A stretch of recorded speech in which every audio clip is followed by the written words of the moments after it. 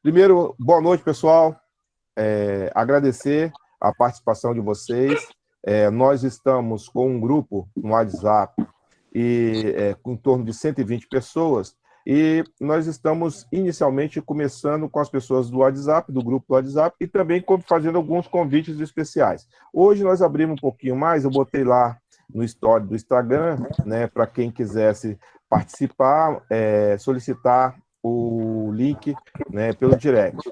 Então, assim, nós, naquele grupo específico do WhatsApp, nós estamos com pessoas vinculadas ao Partido dos Trabalhadores, nós somos pessoas que não têm vinculação com o Partido dos Trabalhadores, mas têm vinculação com a luta social, não são filiados, mas estão há muito tempo na luta da educação, na luta da saúde, na luta da segurança pública, na luta dos direitos humanos, na luta pela organização da juventude, na luta pela promoção da igualdade racial. Então, eu vi Luiz Carlos aí.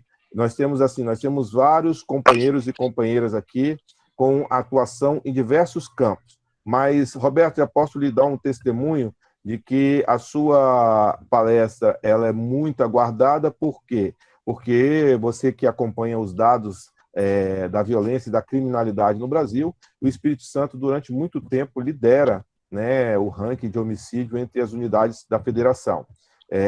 A pecha de violento fica com o Rio de Janeiro, né, por conta de toda a mídia, mas os nossos números por 100 mil habitantes são estarrecedores. E o Cleilson colocou aqui que a Rosângela é professora da UVV, né? Isso, aqui o Cleilson é da UVV também. Cleilson é de vários lugares, né? Cleilson é da UVV, da Prefeitura de Vitória, do CDDH, né? Então, assim, professor Roberto, nós aguardamos com muito entusiasmo e expectativa a sua palestra.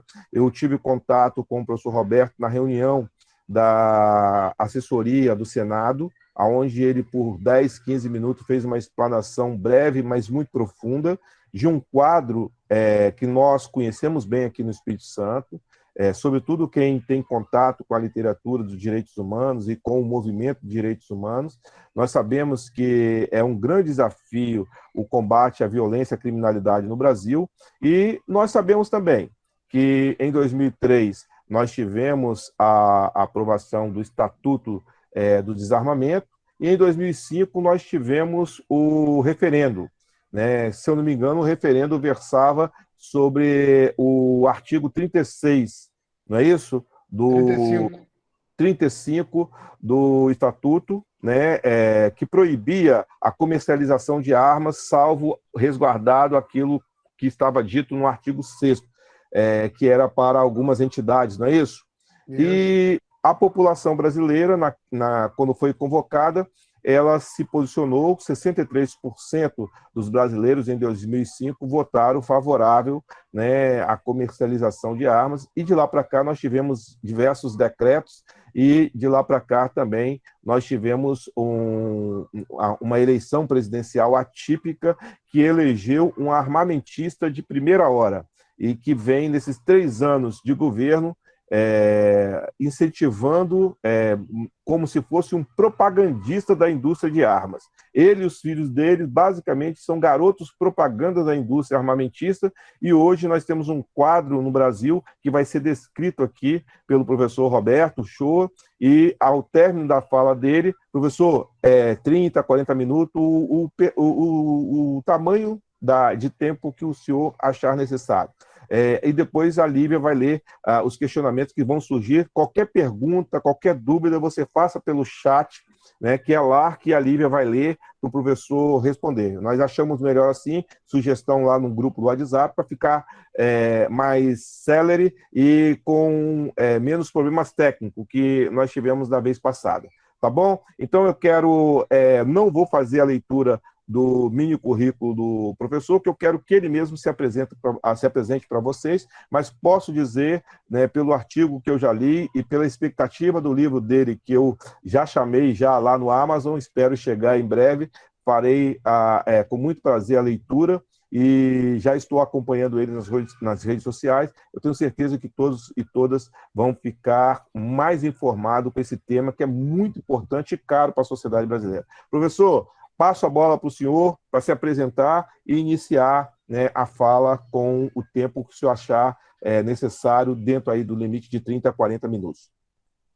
Boa noite. Primeiro, aqui estamos todos entre amigos, então vamos cortar esse negócio de senhor para lá, professor para cá. Eu quero ter uma noite com vocês mais informal possível, que eu não gosto nem de falar em palestra, eu gosto muito de falar em bate-papo, que eu acho que aqui a gente está disposto a trocar ideias, trocar percepções, porque eu acho que é isso que está faltando. Está faltando mais diálogo, mais troca de ideias e menos oposicionismo entre as pessoas. E é por isso que eu agradeço o convite do Roberto de estar aqui conversando com vocês hoje. Para mim, isso é muito importante.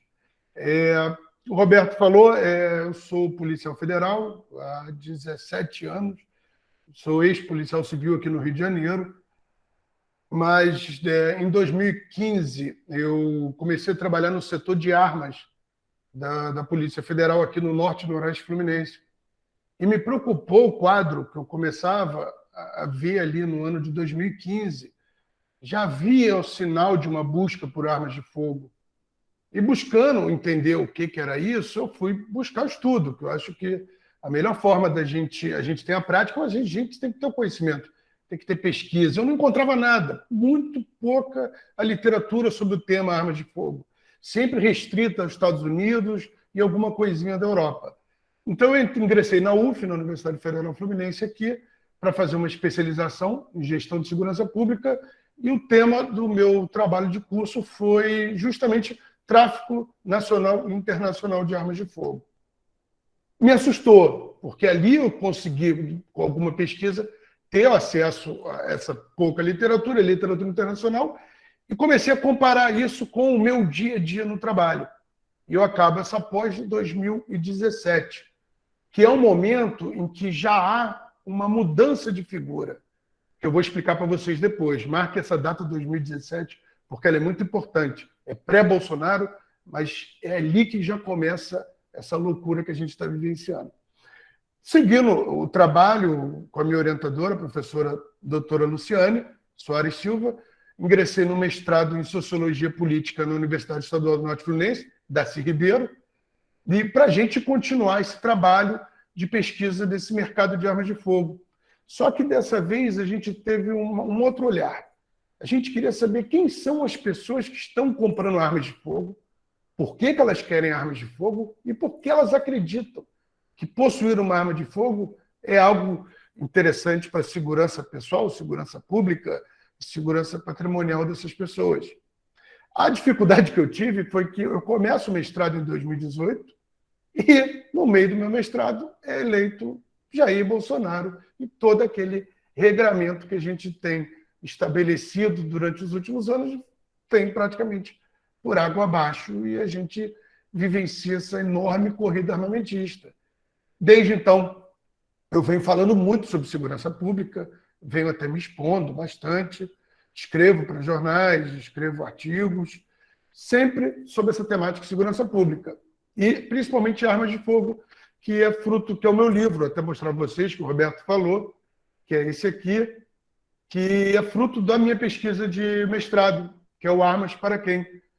Então, quando veio esse livro no final do ano passado, aí eu me aproximo do pessoal do Instituto Sou da Paz, do pessoal do Igarapé, eu começo a entrar nesse debate sobre armas de fogo, sobre os perigos que essa mudança legislativa tem oferecido para nós, enquanto sociedade. Eu já sou também integrante do Fórum Brasileiro de Segurança Pública, e aí eu entrei de cabeça nessa luta. Como eu falei para as meninas do Igarapé, eu tenho um lugar de fala, eu tenho uma legitimidade, porque eu, além de ser pesquisador, eu sou um policial federal, quer dizer, sou um agente de segurança pública e eu trabalhei no setor de armas. Então, eu acho que todo mundo que tem essa possibilidade traz consigo uma responsabilidade. Então, eu decidi entrar de cabeça nessa questão e foi a oportunidade que eu tive de conversar com o Roberto Carlos, com os senadores, oportunidade no Senado, conversar também com alguns deputados. Maio, provavelmente, estarei novamente em Brasília falando também sobre o tema. Esse é para vocês só saberem quem eu sou e como eu vim parar aqui nessa conversa com vocês. Por que eu falei dessa questão de 2017?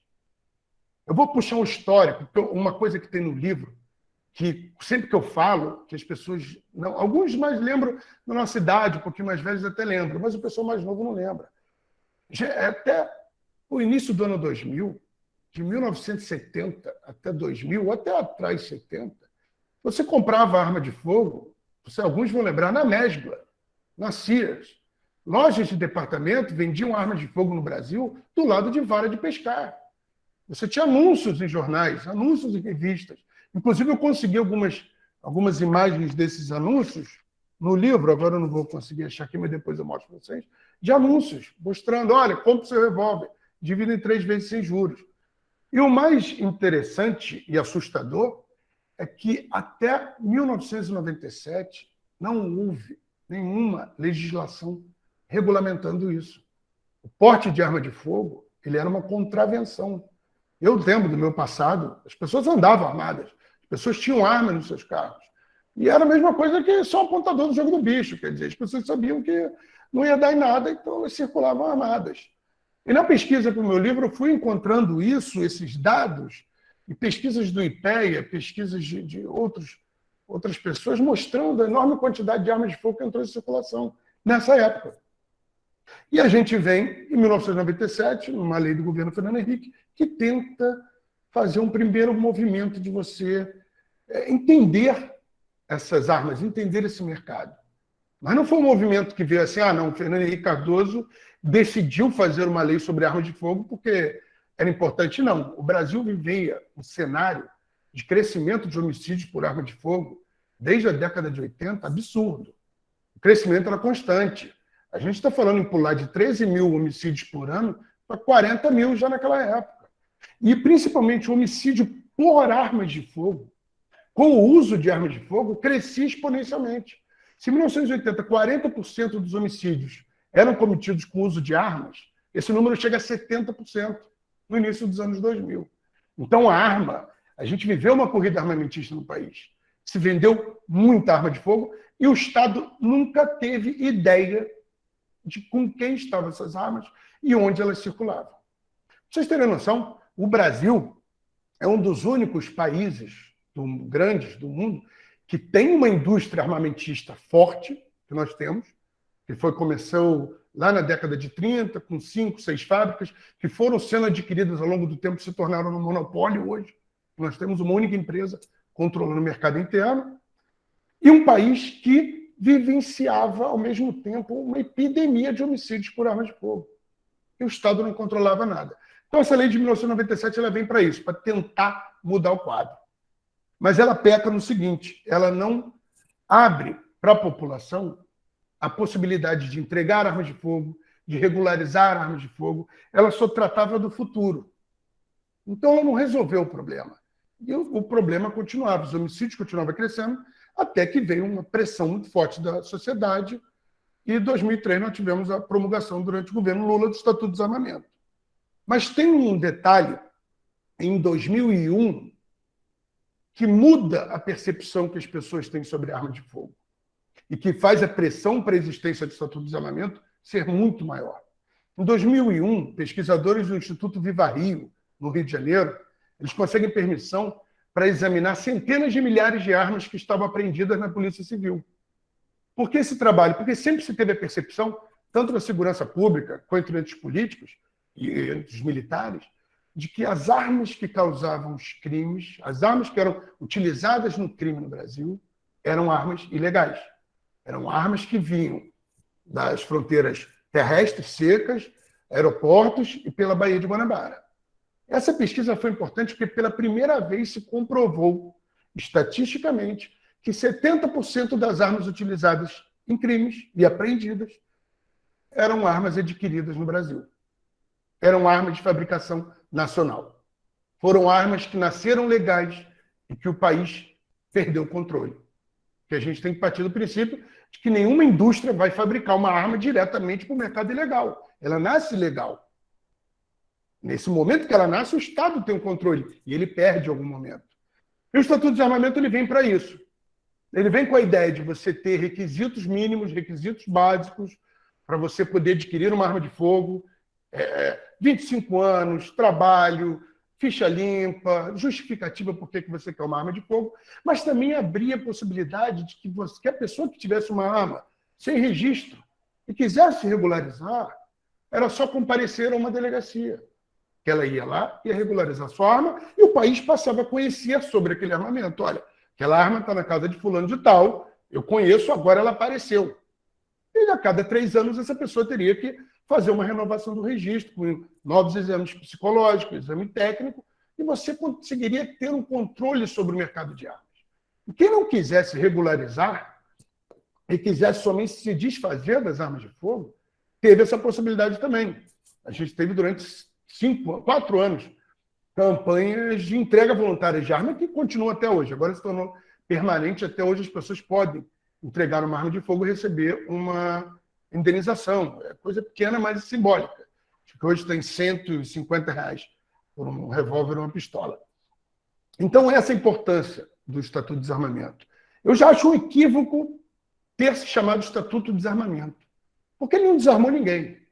Em nenhum momento a legislação chegou e falou, entregue sua arma. Em nenhum momento falou, eu vou entrar na sua arma, eu vou tirar o seu direito de ter uma arma. Mas eu não vi isso da época. Naquela época, todas as legislações, muitas, todas não, mas muitas, estavam vindo assim, Estatuto da Criança e Adolescente, Estatuto do Idoso, houve a mania de se dar nome de estatuto para tudo. E eu acho que se tivesse que ter dado o nome, seria o Estatuto sobre Controle sobre o Mercado de Armas. Porque é isso que essa legislação fez. Ela estabeleceu um controle, estabeleceu um banco de dados nacional, gerido pela Polícia Federal. Ela teve o equívoco de deixar uma parcela das armas sob controle do Exército. É algo que eu tenho criticado muito. Nós somos uma das únicas democracias do mundo que ainda tem uma parte das suas armas sob controle do Exército. Isso é um resquício de um passado aí que a gente tem que se livrar, que são as armas relacionadas a polícias militares, corpos de bombeiros, militares e os atiradores, os CACs, sobre os quais nós vamos começar a falar já. Por que eu quis dar esse pequeno cenário para vocês? Principalmente para vocês terem um argumento, para vocês entenderem que quando alguém chegar e falar, olha, mas nos Estados Unidos é assim, no Brasil sempre foi difícil, não. Aqui durante décadas foi uma bagunça. Aqui durante muito tempo comprou arma de fogo de uma forma ridícula. Você não tinha requisito mínimo, você não tinha nada, você lá adquiria, você não registrava nada. Então é importante esse cenário. E a gente, fazendo levantamentos, outra coisa que eu sempre mostro, e que o Estatuto de Desarmamento muito se ataca dizendo, olha, o Estatuto de Desarmamento dificultou que as pessoas adquirissem armas de fogo, o Estatuto de Desarmamento acabou com o mercado de armas de fogo. Não, isso é mentira também. Partindo do princípio que o Banco de Dados Nacional foi criado em 97, aprimorado em 2003, a gente só tem dados a partir de 97. Tem uma estimativa do IPEA, que foi feita a comemoração de 10 anos do Estatuto de Desarmamento, em 2013, que estima que, antes de 1997, entrou em circulação 17 milhões de armas de fogo no mercado nacional, sendo que metade delas completamente no mercado ilegal. A outra metade está nas mãos da sociedade e o governo sabe sobre uma parte e outra não. Para vocês verem o tamanho do negócio. De 1997 a 2003, foram vendidas, em média, para pessoas físicas, 17 mil armas por ano, durante 6 anos. Vem o Estatuto de Desarmamento com esses requisitos e realmente você tem uma queda, você tem uma redução. Imediatamente. Você colocou requisitos, você colocou obrigações, impôs determinados gastos, será natural que ocorresse. Você cai de 17 mil para 4 mil. Mas depois desses 4 mil, não para mais de subir. 12 anos depois do Estatuto de Desarmamento, o Brasil já vende o dobro de armas do que vendia pré-Estatuto de Desarmamento. A gente já estava em 34 mil armas em 2016 e 2017. Agora nem se fala, a gente está batendo 100 mil, 200 mil armas por ano. O crescimento desde o início do Bolsonaro tem sido contínuo. Mas aqui é só para vocês terem uma noção do Estatuto de Desarmamento do anterior. E eu queria recordar com vocês aquela fala que eu fiz sobre 2017, aquele ano especificamente. Por que isso? Porque até 2017 a gente tem uma estabilidade. Você vem aquela previsão, os requisitos subjetivos, para você adquirir uma arma de fogo. Para você que quer ser um atirador desportivo, você pode adquirir tantas armas, você pode frequentar clube de tiro, mas você, para ir para o clube de tiro, você tem que desmuniciar a sua arma e só prepará-la dentro do estande para o uso. E quando voltar para a sua residência, desmuniciar novamente. Você tinha um regramento estabelecido e sereno. As regras estavam postas. 2017, já naquela coisa pós-golpe, pós-confusão toda, você vê um governo do Temer e você já vê uma pressão dos setores militares e dos atiradores esportivos. E é um momento que já tem uma mudança absurda, que é quando o governo Temer determina uma portaria do Exército dizendo que os atiradores, caçadores e colecionadores poderiam agora andar com as suas armas municiadas entre a sua residência e o local de tiro ou o local de caça. Qual é a justificativa do Exército para isso? Vamos partir. Outra coisa que eu preciso que vocês entendam. O porte de arma de fogo para defesa pessoal. Eu acho que eu vou voltar um pouco antes. Posse e porte. Explicar a vocês a diferença entre posse e porte. Posse de arma de fogo é você ter uma arma de fogo na sua residência ou no seu local de trabalho para você mantê-la lá. O porte é você pegar essa arma que você já possui e andar com ela nas ruas para defesa pessoal. O porte para defesa pessoal, só pode ser concedido pela Polícia Federal, de acordo com o Estatuto de Desarmamento, porque ele é para defesa pessoal. O que o Exército inventa em 2017?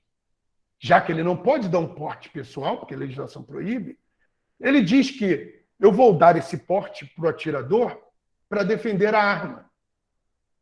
Vocês acreditem nisso? O Exército Brasileiro criou o porte de arma de fogo para a defesa da arma ou das armas. Uma excrescência que só existe no Brasil. E o que isso tem de mudança?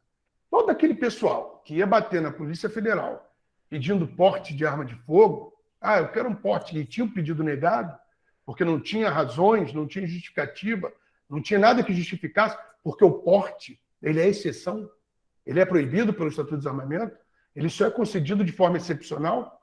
Esse pessoal viu uma brecha e falou, olha, eu vou me tornar atirador desportivo, eu vou comprar uma arma e já vou poder andar armado pelas cidades. E é nesse momento em que a gente tem o começo de uma corrida para se tornar CAC e uma explosão de clubes de tiro. Porque a portaria, o que ela previa? Que a pessoa poderia andar armada de casa ao clube de tiro. Quanto maior o número de clubes de tiro, maior a possibilidade de trajetos que a pessoa vai poder circular. Vamos pensar que a pessoa estiver filiada a 5, 6 clubes de tiro, a polícia pará-la, ela vai dizer, não, estou indo para o clube de tiro tal, estou indo para o outro clube de tiro, estou indo para aquele outro. E o negócio tomou uma dimensão tão grande que o número de CACs tem crescido coisa de quase 80% ao ano.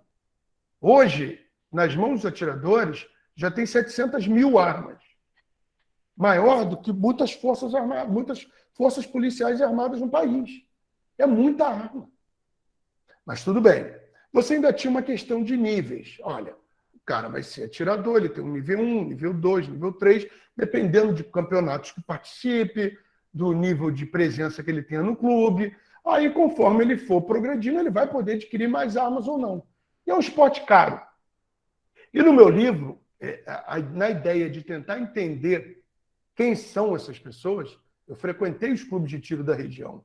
Eu fiz questionários, fiz um trabalho de campo, fiz uma etnografia. Também fiz um trabalho junto aos requerimentos na Polícia Federal para saber quem são as pessoas que estão adquirindo arma de fogo, nas duas, tanto na Polícia Federal quanto para ser atirador. E ali já há um dado impressionante de que 80% das pessoas que estavam frequentando de tiro tinham menos de 2 anos de filiação. É gente que entrou após essa mudança de 2017. É gente que ia para o clube de tiro e não dava um disparo. É gente que quer ser atirador, mas não atira. E isso os próprios atiradores falavam, o crescimento foi absurdo. E eu tento mostrar isso analisando 2 clubes de tiro, um com 70 anos de história e outro que abriu logo depois do Temer. Você vê, são públicos completamente distintos. E isso impressiona. É uma coisa que eu venho falando, mas que quando Jair Bolsonaro assume o poder e ele tem a bandeira desses CACs, da defesa dos interesses dele, ele começa a mudar o regramento todo. Ele vem nos decretos, tentando mudar os decretos que regulamentam o Estatuto de Desarmamento. Ele sofre uma resistência muito grande da sociedade civil, dos políticos, do judiciário, e ele vem fazendo e refazendo, tentando mudar a regra. Mas na parte da Polícia Federal de Defesa Pessoal, ele não tem tido sucesso. Deixa eu segurar aqui, porque já está vindo criança. Ele não tem tido sucesso em conseguir fazer essas mudanças de forma profunda. A gente tem, inclusive, trechos do decreto que estão suspensos com uma liminar da ministra Rosa Weber, mas ele vem tentando. Mas o que ele descobriu? Ele descobriu que ele, por uma forma paralela, ele consegue o intento dele, que é inundar o mercado de armas através dos CACs. Porque através dos CACs são portarias do Exército. A mudança é muito mais fácil. E é ali que ele começa a conseguir fazer essa mudança profunda. E agora vem os dados que assustam. A primeira coisa é que ele acaba com aqueles níveis. Então você não progride mais como atirador para você comprar determinadas quantidades de armas e munições. Depois ele muda os calibres, o potencial dos calibres. Calibre restrito, por exemplo, uma pistola 45, 9mm, são pistolas que eram de uso restrito das Forças Armadas e Forças de Segurança Pública, passam a ser de calibre permitido, quer dizer, de aquisição muito mais fácil. E submetralhadoras semiautomáticas e fuzis semiautomáticos passam a ser disponibilizados mais dentro do calibre restrito, mas passam a ser disponibilizadas para esses atiradores, que eles têm acesso a esse calibre restrito. Mas se antes você tinha níveis que determinavam quando que ele poderia ter acesso a determinada coisa, isso acaba. Desde o início do fevereiro de 2021, vem essa mudança. Através de decretos, o presidente da República ele abre para que qualquer atirador, mesmo que tenha entrado recentemente no clube de tiro, possa comprar até 60 armas de fogo. 30 de calibre permitido e 30 de calibre restrito. Então, hoje, a pessoa pode comprar 30 pistolas 45 e 30 fuzis semiautomáticos. E ainda está liberado para ela adquirir em um ano 180 mil munições e mais 20 quilos de pólvora para usar em recarga. A gente está falando em verdadeiros arsenais. A gente está falando em uma pessoa ter mais armamento do que determinadas organizações criminosas. Não no Rio de Janeiro, Espírito Santo, mas é uma coisa assustadora. E o número só vem crescendo. Então, obrigado. E esse número só vem crescendo. E é assustador. E agora a gente tem, o que é pior ainda, é o projeto 3723. O projeto 3723, ele vem tentar colocar na lei todas essas mudanças que Bolsonaro fez através de portarias, através de instruções normativas. É colocar na lei para que um possível novo governo não consiga fazer essas mudanças no primeiro dia de governo, primeiro dia útil. Porque qualquer governo sensato, primeiro dia útil vai derrubar isso tudo. Agora, se colocar na lei, se conseguir que isso seja aprovado, aí é um processo legislativo e a gente sabe como funciona, infelizmente, o nosso Congresso Nacional. Negociações para lá e para cá, interesses de todo tipo, e o lobby de armas de fogo nesse país é muito forte. Não é pouco, não. Na minha monografia na especialização de segurança pública, eu mostrei como as contribuições da CBC e da Taurus não tem sequer um viés ideológico, não. É gente de tudo que é partido recebendo dinheiro para defender os interesses da indústria armamentista. O Brasil hoje é o terceiro maior exportador de armas leves de fogo no mundo. A gente só fica atrás dos Estados Unidos e da Itália. Então a gente não está falando de uma indústria de fundo de quintal, não. É uma indústria poderosa, com fábricas na Europa, nos Estados Unidos e no Brasil. É gente com poder de fogo para fazer determinadas coisas acontecerem. E aí nós temos esse problema. e volta-se a se falar, mas as armas dos CACs, volta-se, por incrível que pareça, volta-se aquele diálogo pré-2001. Ah, não, mas a arma legal não é utilizada para o crime. Não, você está equivocado não, gente. Aí você contrapõe. Não, mas olha, temos estudos feitos em 2001, 2006, 2010, 2013, 2016, dizendo que as armas utilizadas no crime são fabricadas. Não, mas não são. Você está equivocado. O fuzil, ele vem de fora, correto. Nunca houve a possibilidade de se adquirir fuzis no mercado interno. Agora, a gente teve recentemente aqui o caso de um CAC do Rio de Janeiro que comprou 26 fuzis para repassar para o Comando Vermelho. 30 pistolas, milhares de munições. E não só ele. Ele comprou isso. Teve a esposa, que também era CAC, o cunhado também era CAC, e começa a pipocar esses casos no país. Vamos pensar um pouco como um criminoso. Vamos fazer esse exercício. O criminoso, para ter um fuzil, o que ele precisava fazer anteriormente? Acessar uma rede de tráfico internacional de armas, você trazer esse equipamento de fora, você ter o custo todo envolvido nisso, e você custava 50 mil reais para comprar um fuzil. Agora, o que o cara precisa? Um laranja. Mora ali na esquina. Ele vai comprar um fuzil por 14 mil. Fabricação nacional, com garantia e nota fiscal. E você faz o quê? Só raspa o fuzil, raspou o número de série, nunca mais você consegue saber sobre isso. E outra coisa, no projeto 3723, está especificamente previsto isso, que acaba o rastreamento de armas e munições. Acaba. Isso é outro perigo. Caso da juíza Patrícia Scioli, aqui no Rio, alguns de vocês devem conhecer. Só foi possível esclarecer porque as munições que foram usadas pelos policiais para matá-la faziam parte de um lote de 10 mil munições. Então você pôde rastrear para onde foram essas 10 mil munições? Para 2 batalhões do Rio de Janeiro. Opa, vamos investigar esses 2 batalhões. Caso Marielle, por que a gente não consegue rastrear munições? Porque foi um lote com 2,5 milhões de munições. Ah, para onde foram essas munições? Para o país inteiro. Você não consegue. Quer dizer, até o trabalho, a rastreabilidade é essencial. Tem um estudo do Instituto Sou da Paz dizendo que 42% das munições apreendidas no Rio de Janeiro são de fabricação nacional. São da CBC.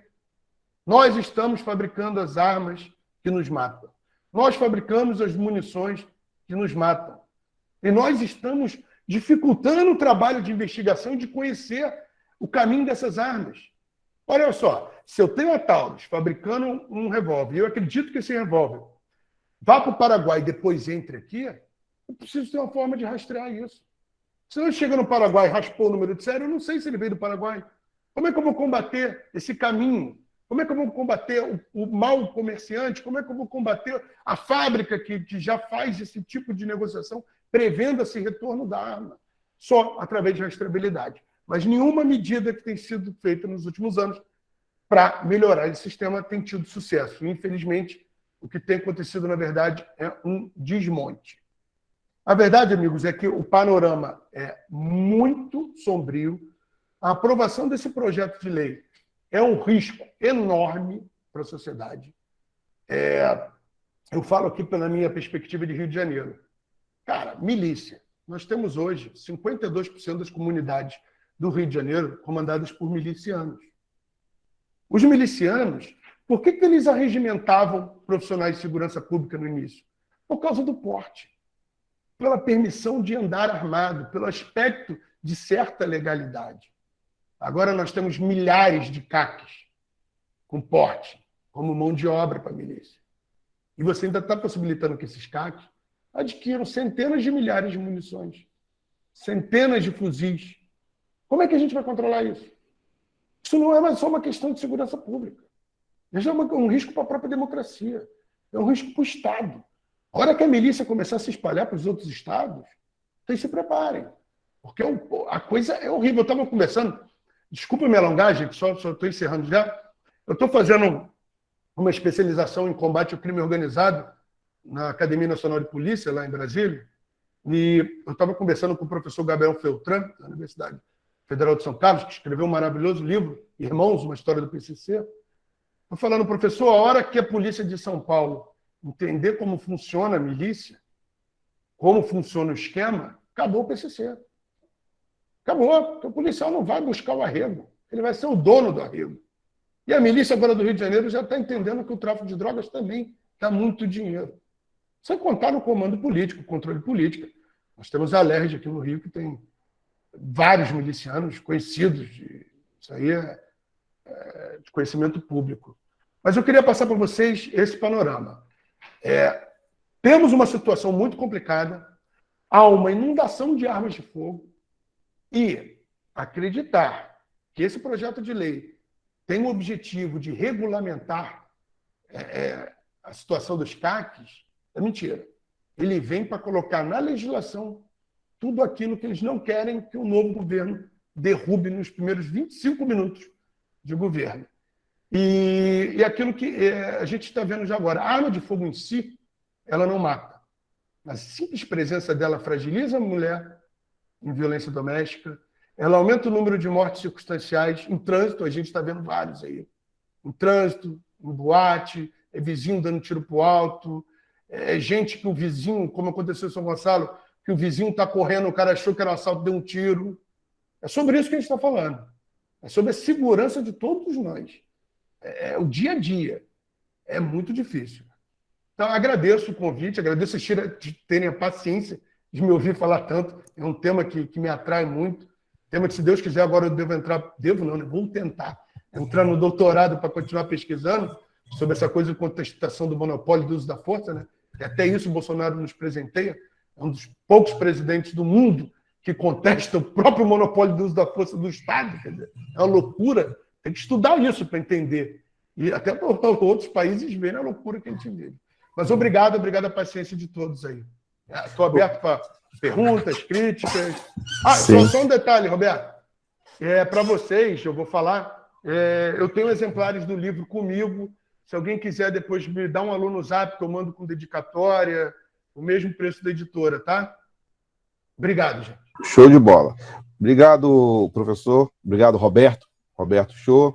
Tem já pessoas que fizeram solicitação de perguntas. Daqui a pouquinho a Lívia vai ler. Quero agradecer aqui a presença de todos. Segadas Viana é lá do Rio de Janeiro, chegou aí. Ele é conterrâneo seu, Roberto. Também vi chegando o Rafael Primo, né? Rafael Primo, que até pouco tempo estava na Secretaria de Direitos Humanos do Governo do Estado e foi candidato a prefeito de Vila Velha pela Rede de Sustentabilidade. Vi também chegando aí a Lourença Riani. Lourença Riani foi vereadora aqui na Serra, foi secretária de Direitos Humanos e foi vice-prefeita aqui na Serra. Vi também que chegou, confirma para mim, Lívia, o nosso ex-reitor e pré-candidato a senador Reinaldo Centro do CAD. Confirma, Lívia? Sim, o Reinaldo, ele entrou, mas eu acho que... não, continua aqui. Sim. Ok. Daqui a pouquinho, então, nós vamos abrir para essas pessoas darem uma saudação, uma breve saudação. Antes de passar para a Lívia fazer a leitura das perguntas, Roberto, excelente contextualização. Você fez uma contextualização do que nós estamos vivendo e a agonia de que todos nós estamos sentindo, vendo a cada dia a se espalhar pelo Brasil essa sanha por armas. E, ao mesmo tempo, você me fez relembrar a minha adolescência para a juventude, quando eu estudei, morando em Vila Velha, eu estudei no centro de Vitória, no Maria Ortiz, e eu andava pelaquela região, a região da Cidade Alta toda, e tinha uma loja chamada Turnai, se eu não me engano, acho que era Turnai.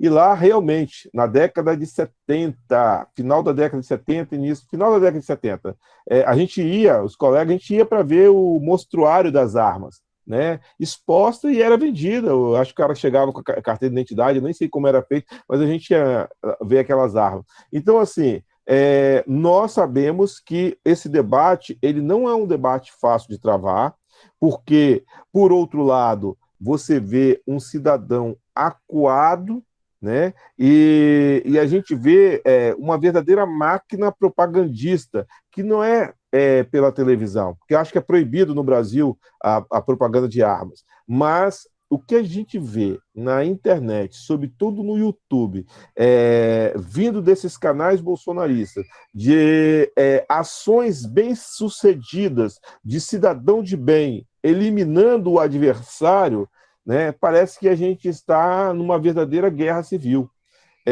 E uma coisa que eu gostaria de que você avaliasse para a gente, fizesse uma análise para a gente, é o seguinte, porque você está no epicentro, né, da onde, não vou dizer onde tudo começou, mas você está no epicentro do, digamos assim, o berço bolsonarista, onde surgiu o bebê de Rosemary, não é isso?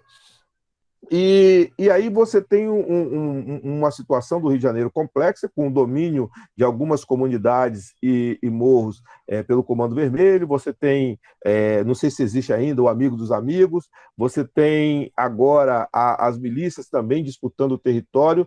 Aí a pergunta que eu faço nesse caldo que surge o bolsonarismo, e que ganha uma capilaridade fora do comum entre as forças de segurança, né? Eu não sei, eu não tenho esses números. A pesquisa recente que eu vi é que grande parte dos policiais militares estão aderindo a essa visão de sociedade do bolsonarismo, embora não são todos. Aqui mesmo nós temos um cabo da Polícia Militar presente que tem uma visão de segurança cidadã. Eu te faço essa pergunta. Esse caldo que surgiu aí no Rio de Janeiro, entre a associação de milícias com a classe política, como que o bolsonarismo se coloca? Como que o bolsonarismo se coloca nessa relação de força nos Estados Unidos? Desculpa, no Rio de Janeiro. Porque uma coisa você fala que existe uma expansão das milícias. Outra coisa você fala que o avanço da legislação está permitindo as facções criminosas se armarem mais, né? Então, assim, parece uma coisa meio contraditória daquilo que defende o bolsonarismo, que defende o quê? O cidadão armado, o cidadão de bem, para combater o tráfico, para combater o infrator na esquina, mas, por outro lado, você tem a expansão ou o aumento do armamento por parte do crime organizado, sobretudo do Comando Vermelho aí no Rio de Janeiro, com essa possibilidade e facilidade de aquisição de armas. Como é que esse caldo no Rio de Janeiro se coloca? Como é que está esse debate no Rio de Janeiro? E depois isso se espraia para o Brasil. Depois da sua resposta, a Lívia vai entrar com as perguntas. O Segadas também parece que fez uma pergunta aí. Oi, vamos lá. Aqui, ó, para mostrar a imagem que eu tinha prometido. Tá dando para ver? Dá. Dos anúncios. Uhum. Olha lá. Passe as férias com segurança. Olha que coisa linda. Que ano isso? Década de 80. Década de 80. Olha lá. Seguro você vive melhor. Mesbla. É isso aí. Uhum. Para isso é para quem diz que nós não somos um país armamentista, né? Sempre fomos. Esse período é que não é tão armamentista quanto os anteriores. Eu vou começar de trás para frente, falando na questão do Bolsonaro, desse discurso do Bolsonaro e das milícias, essa coisa de segurança pública. Roberto, o discurso dele de que armar a população teria como objetivo a segurança pública, ele cai naquela reunião de 2020, naquela reunião ministerial, e desde então ele não fala mais isso. Ele fala que ele quer armar a população para que ela resista aos governantes. O discurso dele já é esse. Esquece a questão de segurança pública. Ele mudou completamente. Ele quer a criação de milícias internas, não milícia no conceito do Rio de Janeiro, milícia como organização criminosa, mas milícias ideológicas. Esse para mim, é o viés dele. E ele encontra nesse grupo dos caques um terreno muito fértil. Porque isso eu observei no livro, eles são bolsonaristas, mas são muito bolsonaristas. Eles são mais bolsonaristas do que policiais militares. Porque o policial militar ainda sofre o dia a dia do descaso com a segurança pública, com a falta de estrutura, com aquela coisa toda. O CAC não, ele vive no mundo de fada. Ele está recebendo aquelas armas ali e acha que está a missão de cumprir, de proteger o cara que está dando essas oportunidades para eles. Você junta de tudo ali, você tem até de médico que, por exemplo, eu atendi um médico que comprou 4 escopetas semiautomáticas para a casa dele. Uma casa em condomínio fechado. Você tem noção? Ele comprou a primeira antes do Estatuto de Desarmamento, ele pediu 4, eu proibi. Antes do Estatuto de Desarmamento, não minto, antes do governo Bolsonaro. Falei, não, 4 não justifica, vou liberar uma.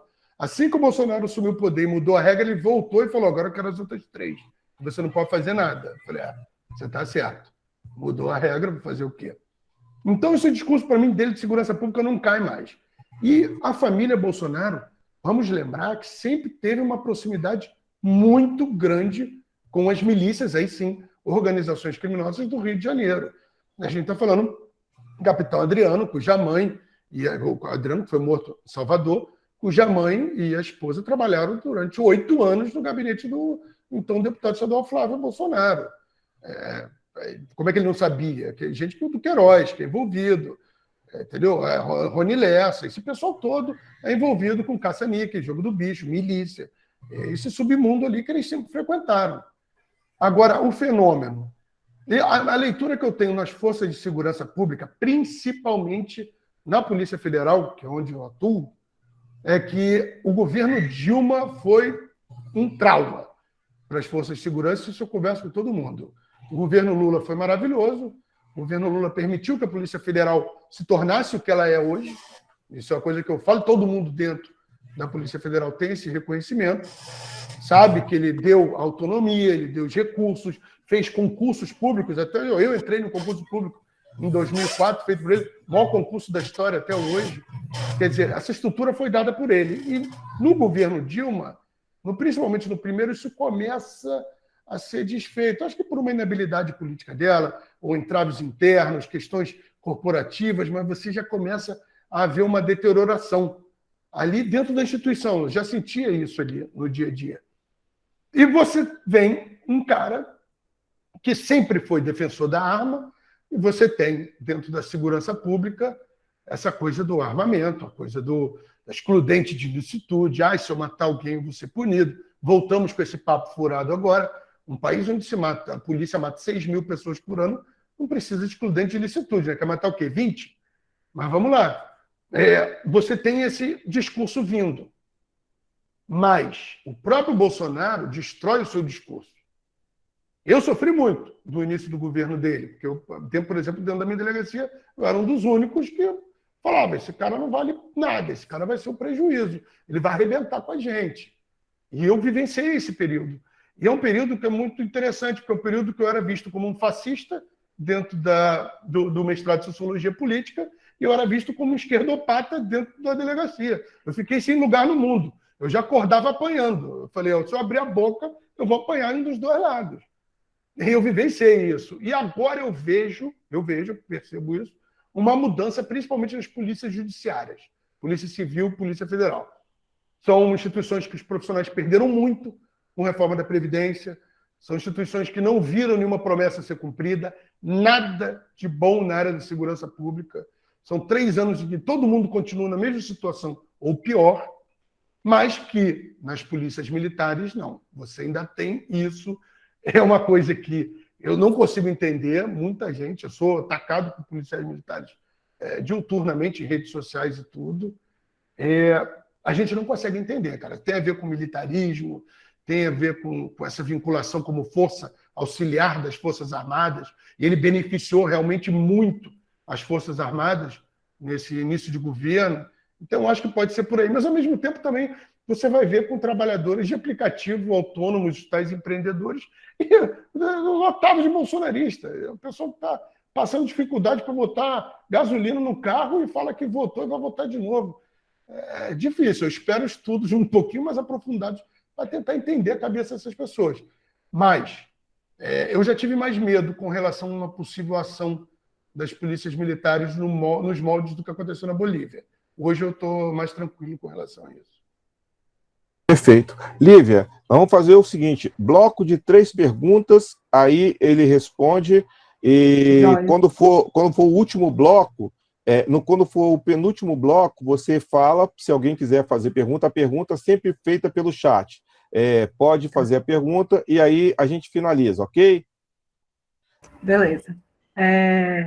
A primeira pergunta, então, é do Luiz Carlos Silva, dos Santos. Ele pergunta se o senhor sabe, professor, que existe um grupo de polícias antifascistas aqui no Espírito Santo e que neste grupo tem um capitão da PM de Cachoeiro de Itapemirim que está sofrendo perseguição dentro da corporação por seu posicionamento político. Você conhece esse? Segundas. Vamos fazer o bloco de 3, Lívia. De 3, beleza. E aí tem do Kleber, são 3 perguntas em uma. Qual a relação entre armas legalizadas e as não legalizadas? Ele trabalha em uma indústria de alimentos e cada produto que sai da fábrica com lote, código de barras, etc. Por que com as armas também não pode ser assim? Existe uma relação entre o aumento do número de armas com o aumento do grupo de milicianos? Acho que pode fechar nessa, porque aí tem 3 perguntas, mais a outra, né? Oi, vamos lá. A primeira do Luiz Carlos, né, que é relativo ao colega lá do Espírito Santo. Isso. Eu não conheço especificamente os grupos de policiais antifascistas, porque eu já estava me expondo muito com relação... Eu dou muita entrevista à televisão aqui na região, falando como especialista em segurança pública, e eu também estava já sofrendo pressões internas dentro da Polícia Federal. Então, eu tive um colega que foi, inclusive, vereador no Niterói, também sofreu pesadas perseguições. Então, quando saiu aquela lista de policiais antifascistas, eu dei uma recolhida. E agora que eu estou me tornando também representante sindical dos policiais federais, que aí eu vou ter um pouquinho mais de proteção para me expor um pouco mais. E aí eu pretendo até me aproximar disso, porque eu acho que a gente tem que ter essa voz e ter essa relevância, até para as pessoas entenderem, porque é o seguinte, nós, como policiais, quando a gente se expõe, quando a gente mostra que tem policiais que pensam de maneira diferente e que têm uma visão mais progressista de segurança pública, que entendem que direitos humanos são para todos, também para os profissionais de segurança pública, a gente consegue representar aqueles tantos outros que não tiveram a oportunidade de ter essa voz. Então, eu acho que é uma responsabilidade até de representar esses colegas. Eu te falo isso porque nas redes sociais eu recebo muito contato de policiais e servidores de Forças Armadas falando, poxa, cara, legal, obrigado, estou te acompanhando aqui, continua assim que está legal. Pena que eu não posso fazer o mesmo. Então, essa perseguição existe, principalmente na Polícia Militar, que eles não têm nem a possibilidade, por exemplo, que eu tenho de me sindicalizar, né? Que é outro absurdo. Por isso que a gente bate tanto, eu bato tanto na tecla de você acabar com esse regulamento militar dentro de uma instituição policial. Como é que você vai ter uma instituição voltada para a segurança pública, para respeitar os direitos humanos, para ter um cuidado com o próximo, se dentro da própria instituição o cara é vítima de todos os tipos de abusos possíveis e existentes? Não tem como. Você não cria um profissional assim. Ninguém tem essa dualidade de convivência de comportamento no dia a dia. A cabeça explode. E não tem estrutura nenhuma. Espero que você tenha respondido. Agora, se quiser me apresentar o pessoal, estou disponível aqui. Hein? Pode me adicionar no Zap, Facebook, Instagram. Estou pronto para qualquer confusão. Agora eu estou para dentro.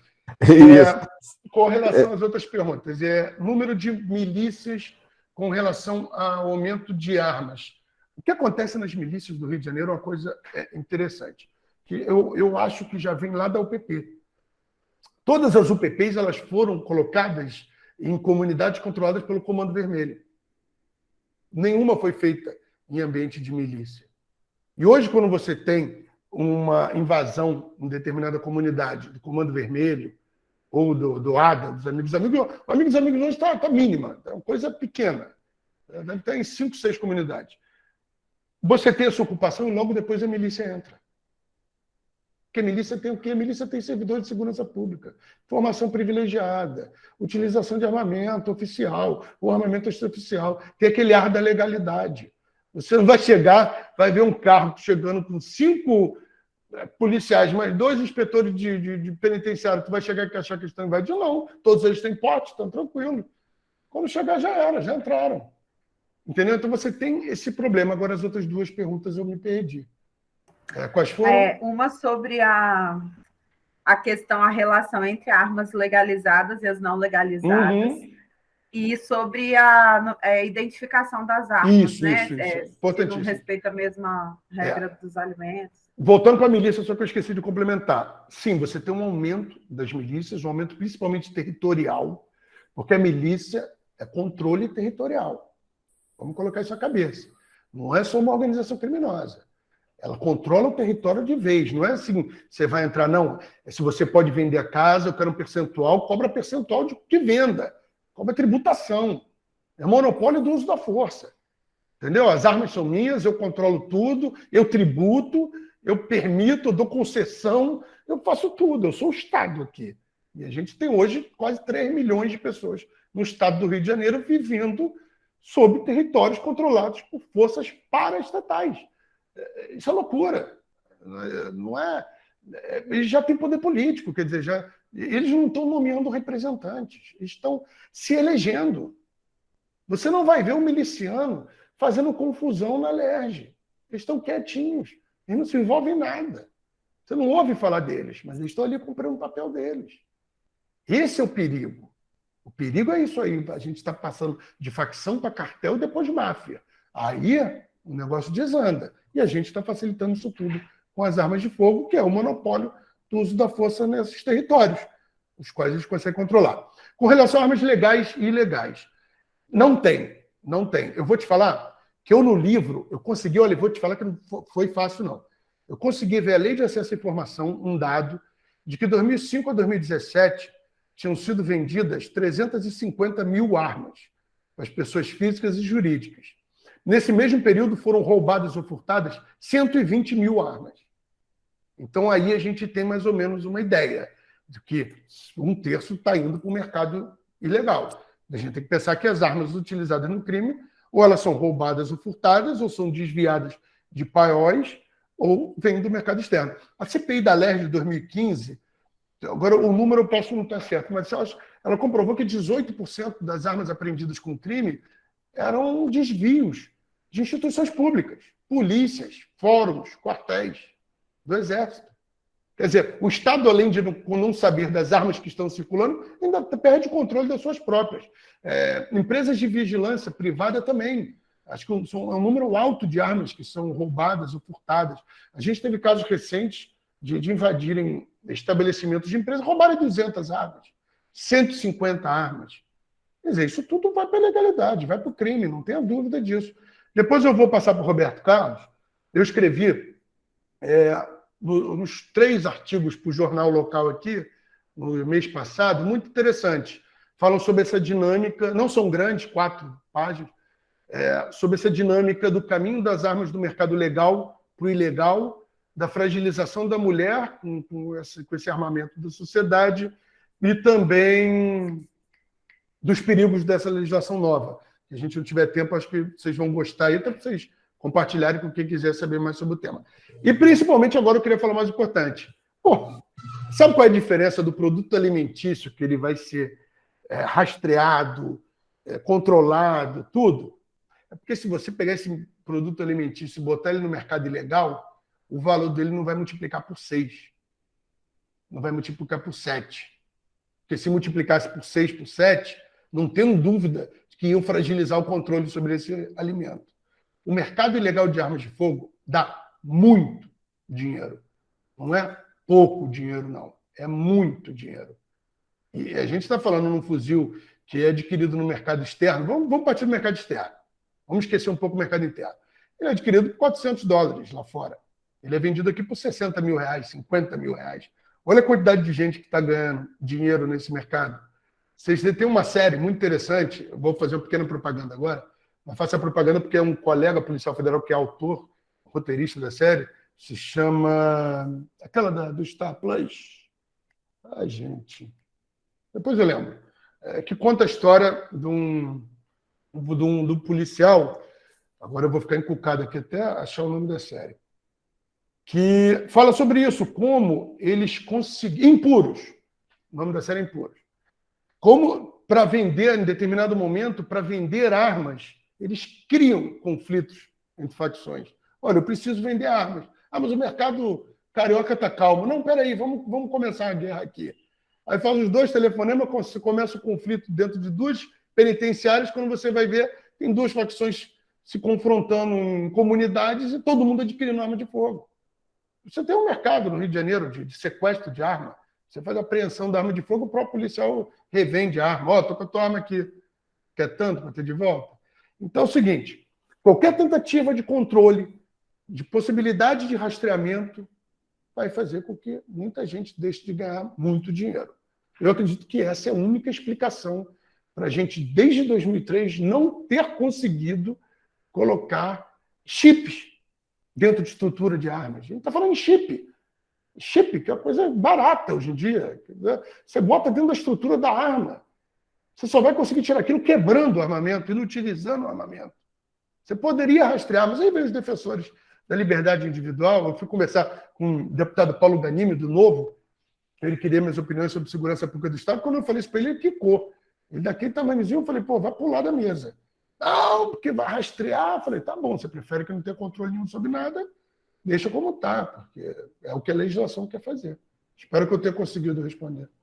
Perfeito. Lívia, o Segadas é um convidado especial que está direto do Rio de Janeiro. Ele pediu 3 minutos para fazer uma pergunta e uma intervenção.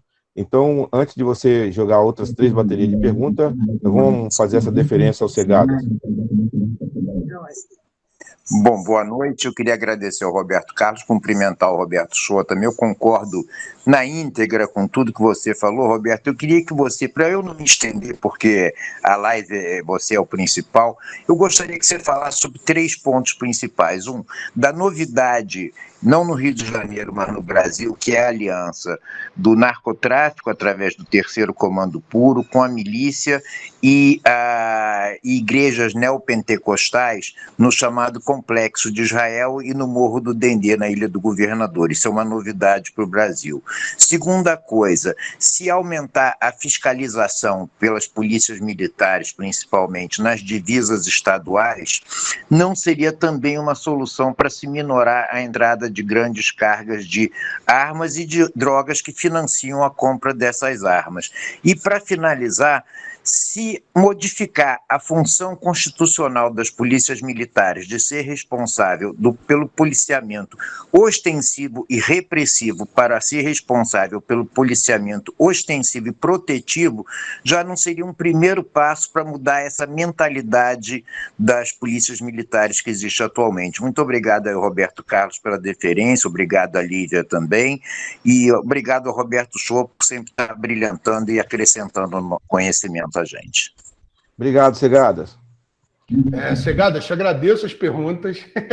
Prepare-se para ouvir agora, porque são temas que são um desafio, principalmente para o Rio de Janeiro, né? Essa questão, vamos começar pelo iníciozinho. Essa parceria entre a milícia e o Terceiro Comando é o meu principal medo hoje, porque é a entrada da milícia de vez no tráfico de drogas. É a portinha deles, é o momento em que eles começam a entrar no mercado de drogas, e a gente já tem casos de milícia, inclusive, tomando comunidades e revendendo para outras, passando o controle em troca de dinheiro. Quer dizer, você já tem até esse mercado também. Mas o meu medo é o quê? Hoje você tem, principalmente no Norte e no Nordeste, a briga pela rota dos Solimões, de controle do tráfico de drogas. Porque você aqui, na rota que vem chamada Rota Caipira, o PCC já dominou. Por isso que as taxas de homicídio de São Paulo são tão baixas. Você tem um controle de uma comunidade, o PCC teve o monopólio do uso da força, acabou. Você criminoso não mata criminoso sem autorização do PCC. Você não tem essa briga de facção. As taxas de criminalidade de São Paulo estão há 10 anos caindo sem parar. Desceram 80%. No Rio de Janeiro, não. Você ainda tem essa briga.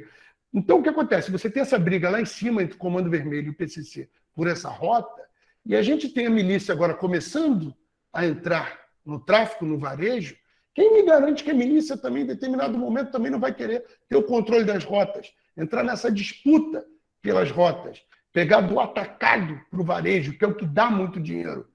Então, isso me traz um temor. Foi um tema, inclusive, que eu estava discutindo com o professor Michel Missi, agora na aula, que ele deu aula para a gente sobre o Comando Vermelho, lá na Academia Nacional de Polícia.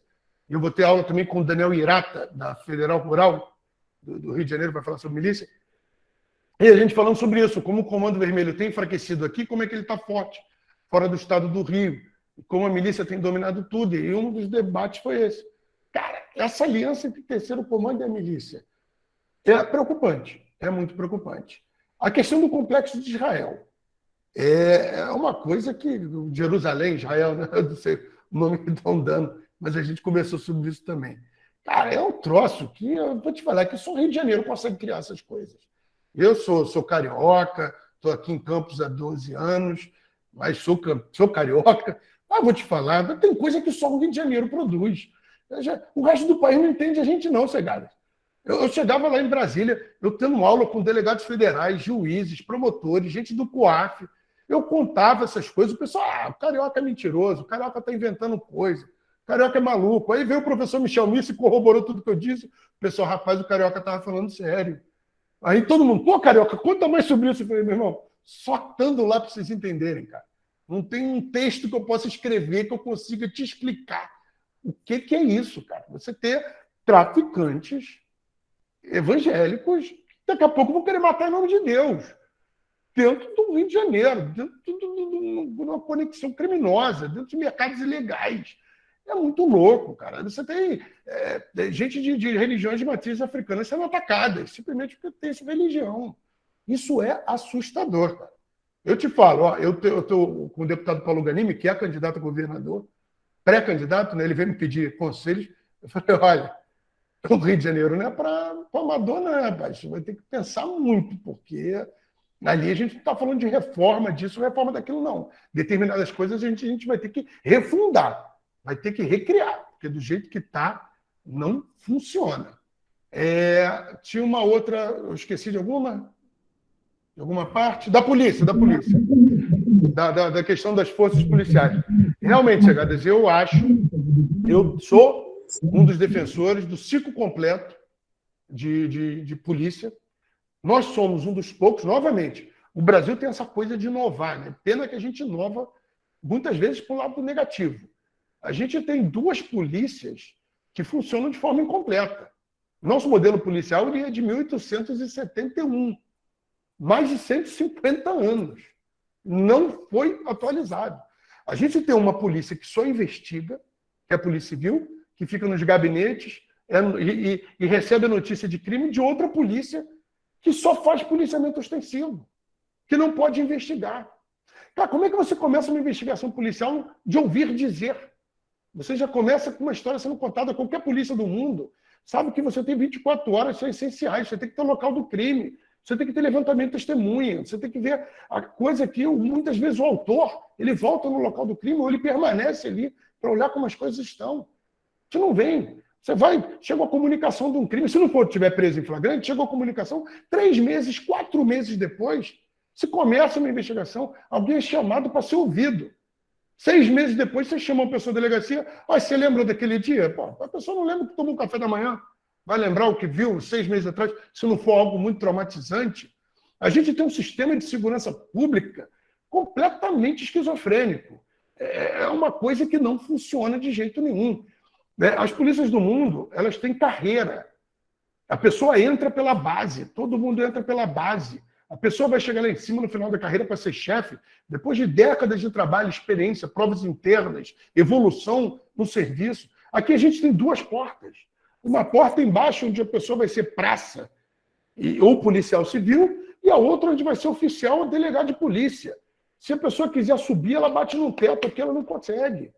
Como é que você quer passar para esse profissional de segurança pública que ele invista na sua carreira, invista em alguma coisa que você não vai chegar a lugar nenhum? Só se você sair e fizer prova de novo, como todo mundo. Quer dizer, são conceitos básicos de governança. A gente tem polícia militar. Se você for buscar na legislação... outra coisa. A gente teve a reforma de 88, nenhuma legislação envolvendo governança policial ou de instituições de segurança pública foram atualizadas. A Polícia Civil, a Polícia Federal, a Polícia Militar, todas ainda têm seus ordenamentos pré-88 num conceito de segurança interna, não de segurança pública. Instituições que estavam ali para defender o interesse do Estado. A gente muda para uma Constituição Cidadã em 1988, a gente muda para o conceito de segurança pública, de defesa do interesse da sociedade, mas a gente não moderniza as instituições, sequer na questão legal. E se você buscar na Constituição hoje quem manda na Polícia Militar, você não vai conseguir descobrir. Por quê? O governador, de determinado artigo, é o governador que determina como vai ser a estrutura. No outro artigo diz que ela tem que ser feita aos moldes do Exército. No outro artigo diz que ela é força auxiliar das Forças Armadas. Ainda tem um dizendo que o comandante do Exército pode destituir o comandante-geral de uma polícia militar. Uma instituição que ninguém manda, o que ela faz? O que quer. Então a gente tem esse problema. Com relação a botar policiamento em divisa, nessa tentativa de passar, eu não vejo muito efeito. A gente tem que ir no atacado. Nessa questão, a instituição perfeita para isso é a Polícia Federal. Porque ela tem que fazer o trabalho no atacado. É follow the money, siga o dinheiro. Você só enfraquece instituições de crime organizado se você conseguir tomar os aviões, tomar os helicópteros, bloquear a grana, começar a sequestrar as casas, sequestrar os bens. É a única forma de você fazer. Se você ficar só na ponta enxugando, todo o percurso, todo o trajeto vai continuar ganhando dinheiro. E só a ponta vai sofrer as consequências. Esse é um problema que a gente tem. Por isso que o México e o Brasil sofrem tanto com essa violência, porque são rotas. Enquanto não bater lá no iniciozinho, lá no atacado, não vai ter jeito. Você vai ficar enfrentando só os problemas lá da ponta. São as facções criminosas, no futuro próximo as milícias, é o PCC, que o PCC coloca a coisa na cabeça também. O PCC está tomando uma dimensão muito grande. É uma dimensão empresarial. Outra coisa que a gente tem que se preocupar, para eles chegarem no conceito de máfia, está faltando um pouco também. Que é aquela coisa da facção, cartel e máfia. A PCC era a facção dos presídios, ela já é cartel, porque ela controla também o envio desde a base produtora até o destino na Itália e na Europa, que ela já tem aliança com facções criminosas, organizações criminosas europeias. Falta para ela a capilaridade política e a lavagem de dinheiro num nível mais moderno. Aí, bye-bye. Desculpa pelo bye-bye. Agora são duas próximas perguntas, uma ainda do Kleber e a outra do Igor Chagas. Quanto custa manter a arma e o esporte de clube de tiro, né? Eu acredito. Tem tanta gente, e se tem tanta gente com dinheiro assim, como identificar... Aí a próxima pergunta é a do Igor. Como identificar risco de motim estratégico da Polícia Militar? Como lidar com esse risco no curto, médio e longo prazos? E se é possível desmilitarizar a polícia? A militarização da polícia influencia na existência e manutenção das milícias? Vamos lá. Na questão da arma, é caro. Me surpreendeu na pesquisa que eu fiz para o meu livro, gente com renda de 2 salários mínimos, 1 salário mínimo. A gente está falando de uma munição, cada tiro custa R$ 4,50. Por baixo, recarregada. Se eu for comparar loja, isso é muito mais que isso. Uma arma de fogo custa R$5.000.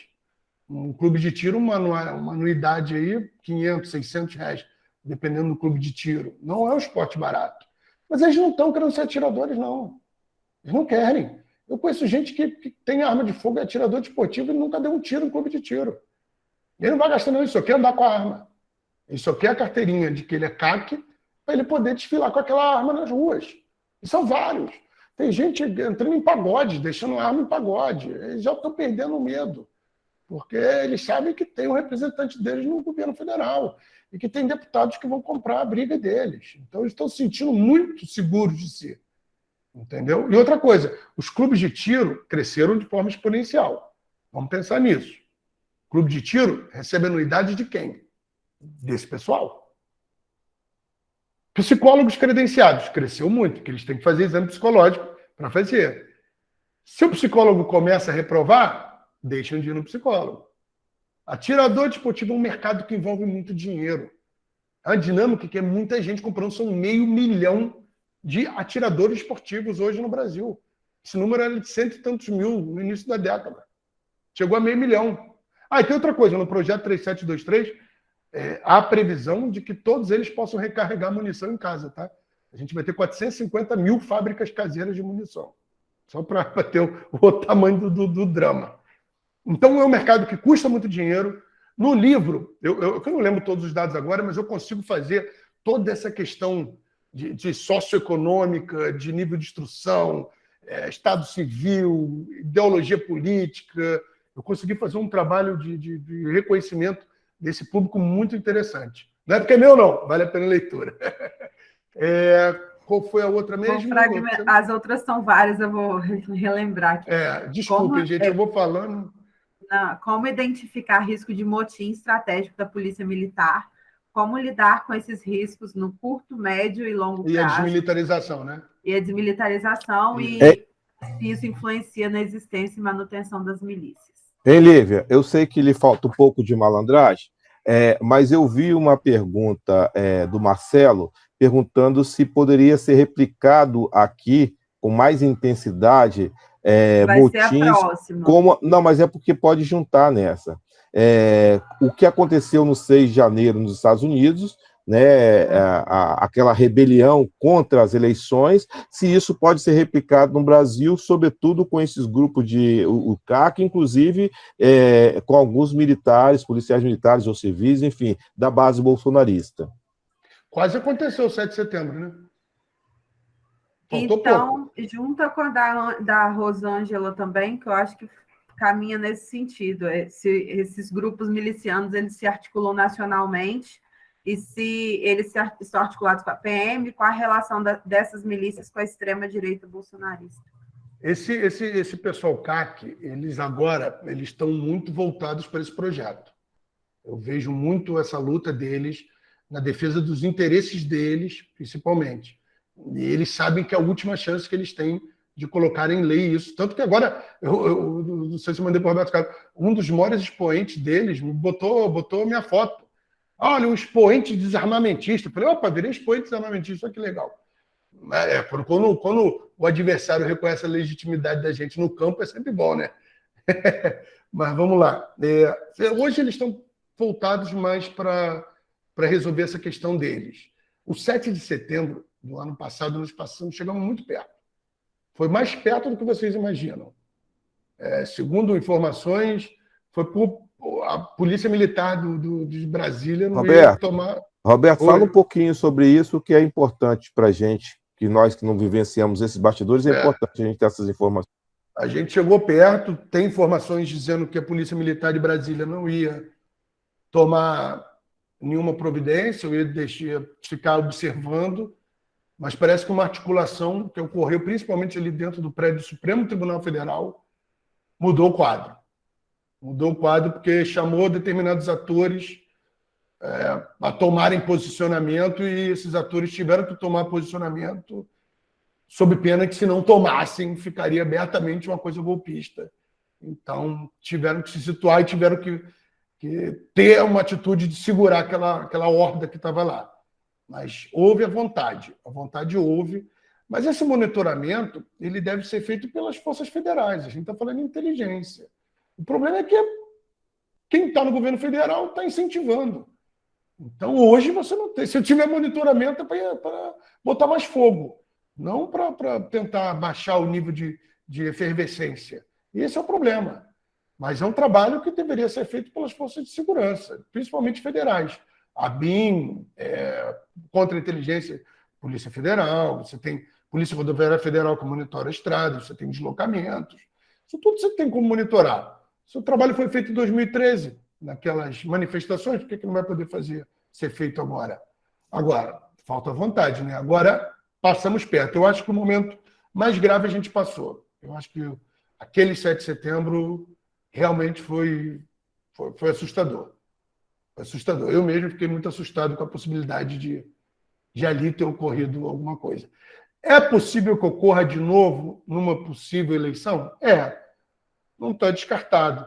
Mas eu acho que as instituições, principalmente Supremo Tribunal Federal, Polícia Federal, acho que elas estão de olho. Não sei, que trocando muito como, né? Eu estou entrando naquele ponto que eu não posso falar muito, entendeu? Que já mistura o pesquisador com o profissional. Então eu tenho que tomar muito cuidado aqui. Agora, o monitoramento é através disso. Seriam as forças federais. Com relação à desmilitarização, cara, é uma medida urgente, é uma medida necessária, mas ela tem que vir acompanhada de uma lei orgânica nova, tem que vir acompanhada de um ensinamento novo, de uma reestruturação uma modernização da força policial, e principalmente você tem que vender essa ideia. Você não vai chegar para uma instituição de 200 anos e vai virar, vou mudar você e vai ser assim, assado. Não vai, você vai criar resistência. Você tem que ir derrubando uma parede de cada vez. Você tem que ir mudando. Primeiro você tem que fazer entender que isso tem o objetivo de proteger o servidor. Entendeu? Ah, não estou mudando a Polícia Federal porque eu quero mudar o seu trabalho, eu quero enfraquecer o seu trabalho. Não, eu quero te defender. Eu quero evitar que você seja obrigado a fazer a mudança do coronel, a que você vá pegar o filho do capitão na escola, a que você seja preso administrativamente num país que isso é uma prisão ilegal, que você sofra assédio sexual, que você... Entendeu? São várias coisas que você tem que ter esse tipo de abordagem. Você tem que começar vendendo aos poucos. Você não destrói uma casa para construir um prédio moderno e destruindo ela de uma vez. É aos pouquinhos, parede por parede. O problema é justamente esse. O pessoal quer mudar tudo de uma vez, cara, e não consegue vender nada. Tem que vender. Tudo tem que ser negociado. Qualquer coisa que for imposta vai dar errado. Não tenho dúvida. Lívia? Bora, então, para a próxima, do Wellington. Pergunta se tem um projeto de lei tramitando que libera o porte de arma para advogados. Caso seja aprovado, quanto pode piorar em relação à violência e caso seja liberado para a classe de advogados ou se outras classes iriam exigir o mesmo. Como você vê essa situação? Olha, eu me tornei persona não grata na OAB. Roberto, deixa eu complementar, porque como eu estou lá no gabinete do senador, nós recebemos aqui uma solicitação para aprovação desse projeto, porque ele abarca os fiscais de renda. Os fiscais de renda, eles alegam, e auditores, né, eles alegam que quando eles vão para uma diligência com a Polícia Federal, com o pessoal da Justiça, eles são os únicos que não estão armados. Ou seja, então existe também uma movimentação de algumas categorias para ter o direito de posse e porte de arma. Eu vi o trabalho que vocês fizeram, a Michele do Igarapé me mostrou que vocês fizeram aquele levantamento com o número, foram 160 mil, né? Acho que foi isso, do número de pessoas que teriam... Foi o pessoal nosso do Legislativo que fez, eu não participei, não. Mas foi da... Eu recebi, ela me mostrou, no dia que eu tive a reunião com uma parte da assessoria lá. E ela me mostrou, eu falei, cara, isso não tem jeito. Eu virei persona não grata na OAB aqui, quando eu falei na televisão que se fosse para dar porte de arma para advogado, vamos dar para o pessoal dos Correios, que é assaltado toda hora, vamos dar para os caminhoneiros que sofrem roubo de carga, vamos começar a dar para todo mundo, porque todo mundo vai ter uma justificativa. A gente vive num país violento. Se for entrar nessa, vamos abolir o monopólio do uso da força, vamos virar aquela coisa do lobo é o homem, o homem é o lobo do homem, guerra de todos contra todos, vamos abolir o Estado, vamos virar faroeste, porque o futuro é esse. Cada categoria profissional vai ter uma justificativa. Agora, foi o que eu falei, você vai querer que o advogado civil, que está ali no fórum militando, ele precisa do porte de arma? Ah, mas o advogado criminalista que tem não sei o quê. Se ele realmente precisa, ele vai na Polícia Federal, ele vai apresentar as justificativas dele, serão examinadas, ele vai apresentar provas disso e o porte de arma vai ser concedido. Porte de arma, ele pode ser conseguido, só que tem que ter justificativa. O que eles querem é virar bagunça. Aí, meu irmão, vai virar, eu vou te falar a verdade o que está acontecendo. É que o advogado que quer está virando CAC e está andando armado, com isso vários. Na verdade é que eles já estão. Que todo mundo está tentando é porque sabe que isso vai cair. Enquanto não botar numa lei, eles não vão ter essa segurança jurídica, porque essa é a perspectiva que eles estão tendo, de que o Lula ganhe a eleição e que logo, logo acabe com essa farra. Lívia? Acabou aqui as perguntas. Perfeito, então. Eu quero rapidamente passar, então, para uma saudação do Rafael Primo, que é pré-candidato a deputado federal, e Reinaldo Centro do CAT, que é pré-candidato a senador. Rafael Primo. E boa noite, professor Roberto. Boa noite, professor Roberto, também o Shoa, Roberto Carlos. Quero passar e agradecer a oportunidade. Uma bela aula, é um tema muito sensível, foi muito esclarecedor, muito didático, e dá uma boa noite a todos. Eu quero agradecer. Professor Reinaldo do Centro do CAT. Roberto, eu estou dirigindo aqui, você pode ver que não está nem minha imagem aí. Porque eu estava em Vitória e estou vindo para casa. Tem policial do trânsito aqui assistindo, hein? Isso é um problema. Você está fazendo eu fazer o meu embaixo aqui. Mas eu quero dizer o seguinte: foi muito esclarecedor e muito importante esse debate, as informações que foram colocadas. E nessa última avaliação sobre o 7 de setembro, eu acho que nós realmente temos que tomar muito cuidado, estar bem atento e mobilizado para evitar qualquer tipo de movimento semelhante àqueles que eles queriam fazer no 7 de setembro possa ocorrer nas eleições aqui principalmente se tiver segundo turno. Acho que se tiver segundo turno, os riscos vão ficar maiores, porque a polarização ela vai realmente aumentar. Eu quero saudar e agradecer essa palestra, e acho que foi muito oportuna e muito importante para nós aqui, que somos leigos no assunto e precisamos aprender e entender mais esses movimentos e essas ações e esses problemas que ainda nós temos aqui pelo atraso, não só da legislação, mas das estruturas das instituições brasileiras. Obrigado aí. Obrigado, Reinaldo. Cabo Dean, quer fazer alguma saudação, alguma fala? Está satisfeito? Está tranquilo? Boa noite a todos. Conseguem me ouvir? Sim. Uhum. Só, apesar de ter chegado ao final por conta da escala de serviço, mas dizer que as contribuições, as perguntas, já valeu muito a pena, e fiquei muito curioso para ler o livro do professor Roberto. Obrigado, Dean. Dean, se quiser, depois tu me manda uma coisa que eu te mando. Eu tenho aqui. Eu passo o contato do professor para o Dean. Alguém querendo fazer uma breve saudação para a gente ir finalizando? Eu gostaria, Roberto. Perfeito, Segadas. Eu sou do Rio de Janeiro, né, mas tenho acompanhado a trajetória do senador Contarato já há algum tempo. Conheci Roberto Carlos, que é uma pessoa altamente capacitada, uma simpatia. E participar de uma live como essa, que é altamente esclarecedora e que é importantíssima para o Espírito Santo, e hoje também está virando um centro receptor de droga, um centro emissor de droga através do Porto de Vitória, é extremamente importante. Então eu espero que a gente veja num breve tempo o senador Contarato no governo do Espírito Santo, para que a gente possa também atacar de forma consequente, inteligente, como o professor Roberto Shoa também colocou, esse problema tão grave, tão dramático, que atinge famílias de todas as classes sociais. Muito obrigado, Roberto Carlos, pelo convite. Eu agradeço a todos também pela participação e uma boa noite. Obrigado, Segadas, pela gentileza das suas palavras e também pela sua presença. Com certeza, vocês serão chamados para ajudar, mesmo que do Rio de Janeiro, na elaboração do plano de governo do senador Contarato. Está sendo construído por um grupo de companheiros e companheiras do partido, mas que todas as contribuições serão bem-vindas. Eu costumo dizer o seguinte: quando eu fui eleito vereador, muitos professores falaram: Roberto vai ser o vereador da educação. O pessoal do meu bairro falou assim: não, Roberto é o vereador do bairro. O pessoal do movimento negro: não, Roberto é o vereador do movimento negro.